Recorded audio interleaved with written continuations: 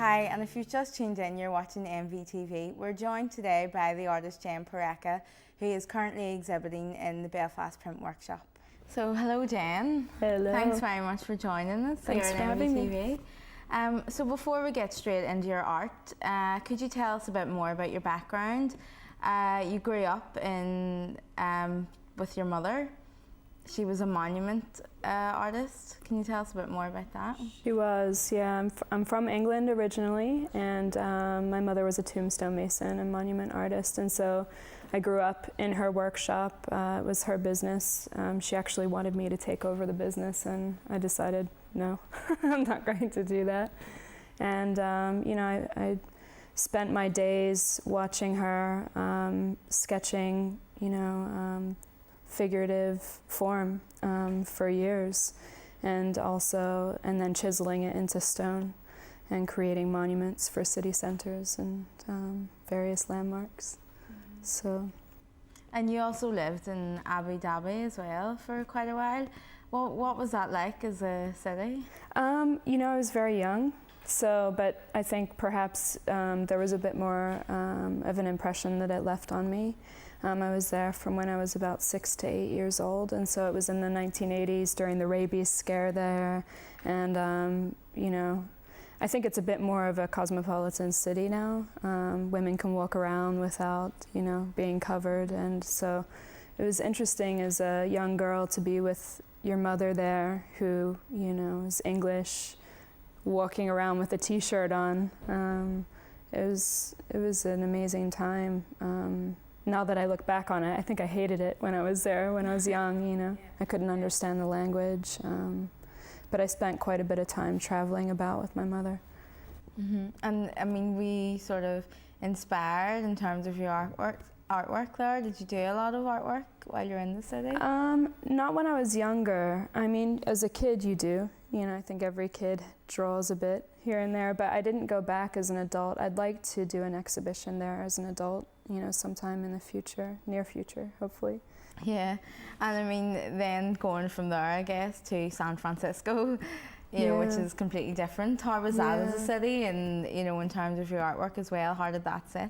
Yeah, I moved to San Francisco when I was 21, and I had been living in the States in Pennsylvania before that, in the countryside, with a lot of Pennsylvania Dutch art there that I was exposed to in folk art, and then moving to San Francisco was just amazing. It was one of the major cities in the U.S. It's on the western coast, and so it's heavily influenced there by Asian culture and the Pacific Rim, and of course it's had a major influence on my work. Mm-hmm. And what sort of steered you towards that city?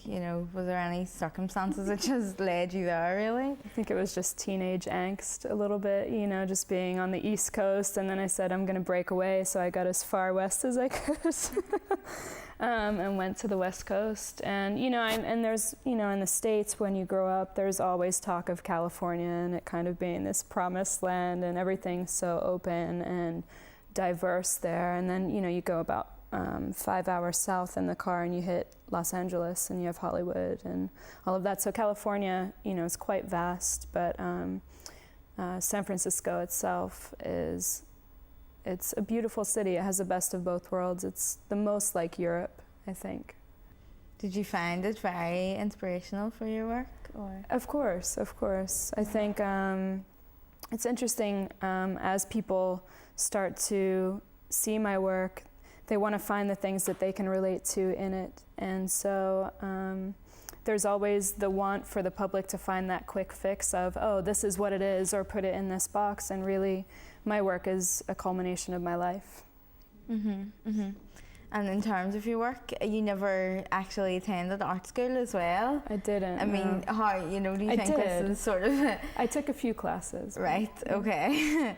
Do you think that, though, actually not sort of long-term going to art school and doing that whole thing, I think that's hindered you or benefited you in some sort of way?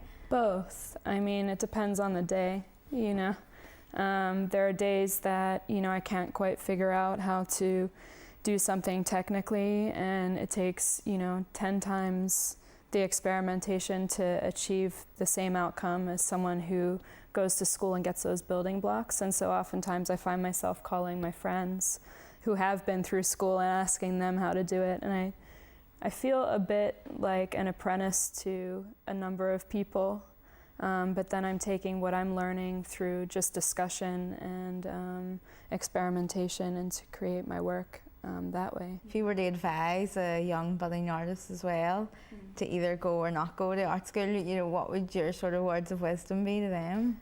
I think that everybody has their own way of learning. I tried art school, and sitting there sketching a cube for 3 hours just did not work for me. I just wanted to, you know, just kind of make a mess about the studio. It just didn't work for me. I think I had a bit of an attention deficit thing in school. So for a young artist, I would say, you know, learn in a way that's right for you. And if you need that kind of structure and that's what is good for you, I don't think that there's anything wrong with going to school. I would, you know, I think if I had the opportunity to have been able to go, I would have. My mom was quite sick growing up through my teen years, and so I spent a lot of time at home with her, and there just wasn't the resources and the time to be able to do that. Could you tell us a bit more about that maybe, and sort of? Yeah, I don't really talk about it too much, but so my mother was an artist, and then at about the age of 13 she was in a devastating car accident, and she hasn't created since that time. So it's been a long time. So this, you know, I think she lives a bit vicariously through me now, that I can put my work out there to the world.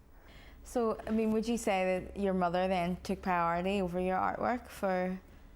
As a teenager, yeah, absolutely. And, you know, and at the time she had said, you know, you need to, and it's a very, I think, old school mindset of saying to your child, you know, you have to pursue something that you'll be able to support yourself on. She was a single parent, and, you know, I grew up with her just supporting us, my sister and I, all by herself. And so, you know, she often said, go to college, go for marketing, go for business, learn something that you'll be able to support yourself on. And I don't think that she realized that she was supporting us through, you know, making tombstones isn't really, it's an art form, it's more of a craft, really. And, but it's not experimental fine art, you know. And so I grew up watching her do this as a business, as a way to support her family. And at the same time, she's saying, don't pursue art, you won't be able to support yourself on it. So I went to school for marketing for a few years, and then at one point I just said, I'm gonna go to California and just kind of see what's out there for me. Mm-hmm. You know? And it was always in your mind to pursue art? I mean, I've been doing it since I was very young. I've always been creative. You know, I've done metal sculpture in the past. I've made jewelry, painting, drawing. Music was a major part of my life for a long time. You know, my mom had me taking music lessons since I was 6 years old. And at one point, I think I just said, all right, I'm going to focus on painting, and this is what I'm going to do. So. Some people may sort of argue that, you know, if you don't attend art school, you have perhaps, you know, less of an articulation on art itself. Mm-hmm. How would you respond to that sort of? I usually don't respond. Right. Just to be quite honest, I think oftentimes, and you're referring specifically to art critics, you know, I think if they're talking about my work at all, then that's you know, victory, really, isn't it? Mm-hmm. So if they're saying something bad, that's okay too. Yeah. They're still using a comment. Yeah, I mean, you know, I think there's a lot of art out there that you walk by every day. I mean, whether it's from, you know, graphic art on billboards, it's still a form of art, you know, stretching to fine art and sculpture, digital arts, music, and there's a lot that you just, there's so much information that's out there and so much we're inundated with every day that you'll often walk by and not even take notice because we have so much at our fingertips in modern day society. And I think if anybody's commenting on my work at all, that it's really is a victory, you know? Mm-hmm. So, yeah. I've gotten to a place in my life where I don't really apologize for what I do anymore. Moving slightly on from that, you've worked quite a lot with disadvantaged youths. Yeah. From Oakland, Philadelphia, to countries like Nepal and other places. Tell us a bit about that and how you got involved. Yeah, I mean, it's just been kind of a constant, steady theme throughout all of my life. I still work part-time for a charity in the States that works with disadvantaged youth and disabled people. You know, I've always just worked in jobs or positions that have supported kids that have kind of had a rough upbringing. I feel, although I never really saw myself as a disadvantaged youth, I think in retrospect I probably was a bit of one, with my mom being so sick and we didn't have a lot of money growing up, that it's just been something I felt comfortable doing.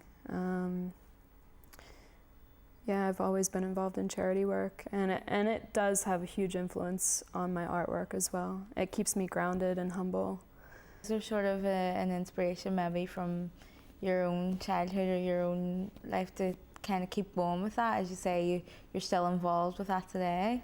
You know, it's getting to be more and more challenging as I'm focusing more and more on my artwork, but I don't foresee that I'll ever not want to be involved on some level.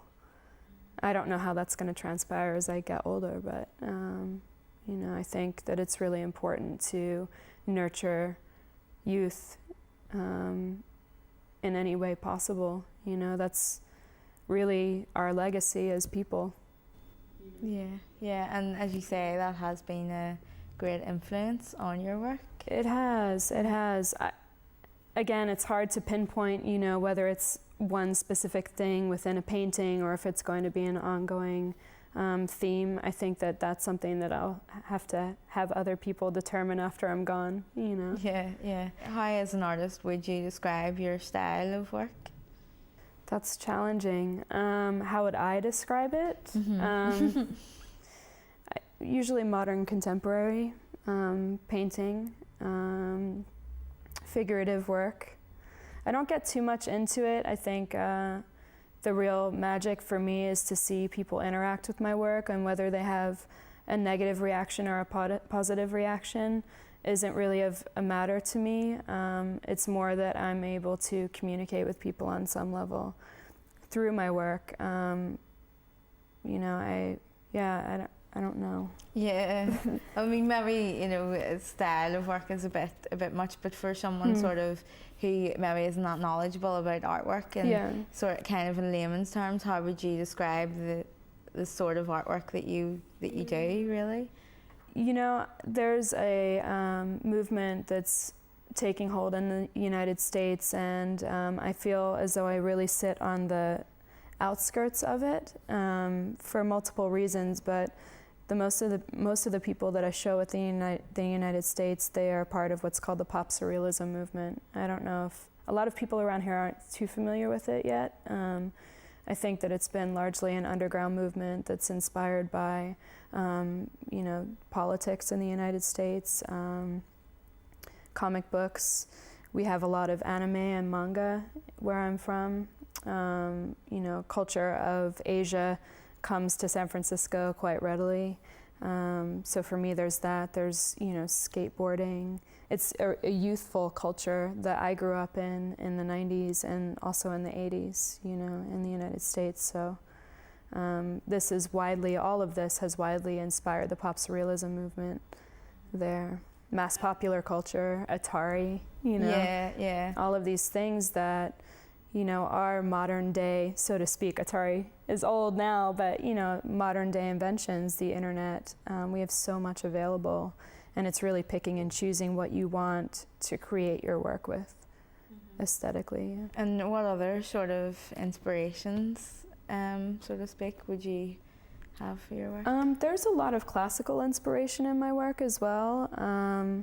You know, I've referenced German artists from the 1940s. Her name is Lotte Reiniger, and she, you know, did paper cutouts and created these mini silhouette films to music.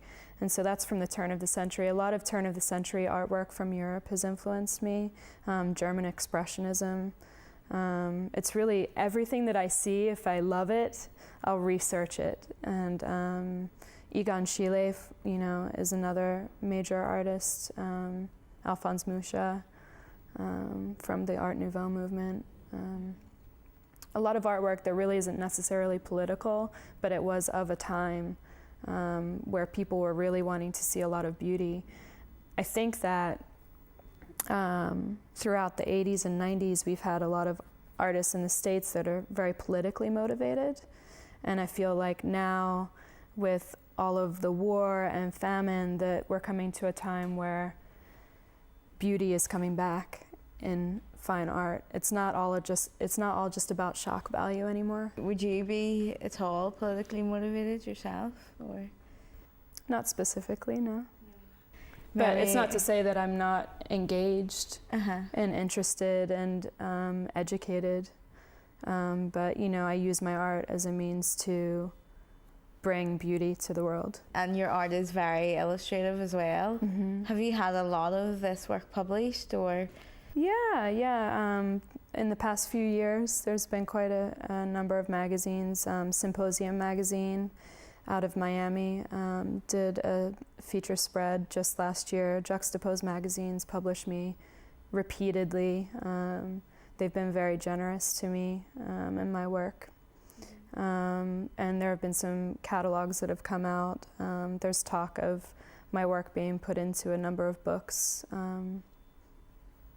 I think there's going to be also a Parisian poet is going to publish my work in the next few months. And you're also quite adventurous with your artwork. We explore different techniques and mediums. Yeah. Can you tell us a bit more about that? Yeah, I think it's just become part of my process. Having not gone to school, I don't go into painting with a perceived or a preconceived notion about how I'm going to approach it. And so I've developed my own techniques and how I'll create a piece. But every once in a while I'll do something a bit different or try different mediums, whether it's from oil to acrylic. I've worked on found wood in the past. I've done collaging. And I also use a belt sander from time to time. I sand down my paintings to have them look a bit old, so that people have a sense of familiarity. I think it's nice to be able to see something that's very fresh and modern, but then feel like this is a bit worn, it's been around for a while. And I think that kind of injects a bit of history into the piece. You're a young female artist, and in a sense you're sort of a rarity. Would you describe yourself as a feminist at all? I would describe myself as a humanist. As a feminist, I've been asked this question many times, and it is challenging in the art world to be a woman. It's a very cutthroat industry in many ways, and it is very male-dominated, and I feel lucky, actually. As far as being a feminist, I don't wake up every day when I go to paint and think, I'm a woman, I'm going to paint. I just paint. It's what I do. And I feel lucky to be able to live the life that I am. You're moving on to sort of the current times and why you're actually here in Belfast. How did that journey come about?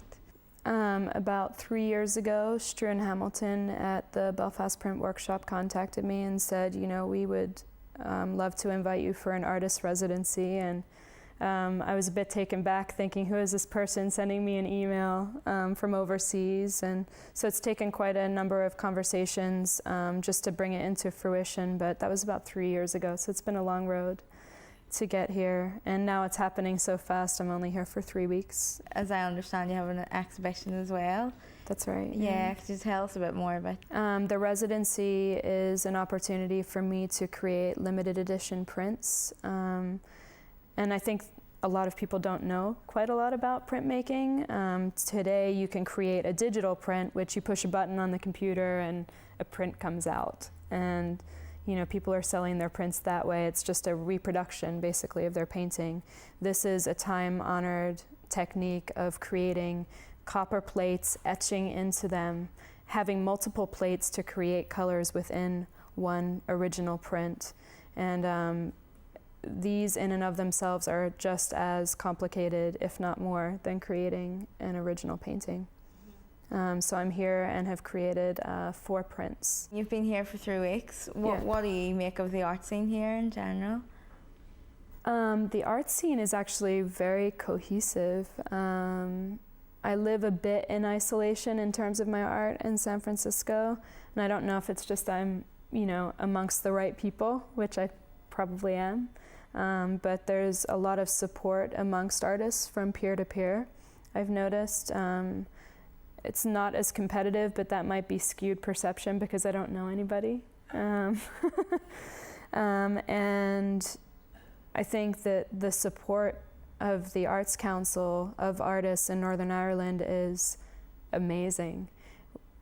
There are quite many programs in the States, but there are so many people competing for funding there that it's near to impossible to get any. So it's great. If you were to take one thing away sort of from your residency, what would that be? Well, my prints will be, my artist proofs I'll take home, and the copper plates I'll be taking home. Just the memory of being able to work in this amazing workshop with printmakers who all have their own way of doing things, and being kind of the odd person out because I'm a painter, and just being able to be immersed in that for 3 weeks is something that I don't know I'll ever get to have that again. So in terms of other artists here as well, do you think you'd maybe spread the word for them to improve their residencies? I would recommend to them to come here if they can. I think I have to find a bit more of the process out to share that information, but of course. Yeah. So it's been influential 3 weeks. Yeah, I think that this is something that every fine artist should consider doing, creating an original print and learning about it. This for me is school. So, and it's introduced me to a whole world of printmaking. And I know that there's a lot still for me to learn. I just kind of got the introductory course, crash course. Yeah. And, it'll be nice to come back in 5 years from now and do a print, and then 10 years from now and do a print, and see how my work will evolve over time.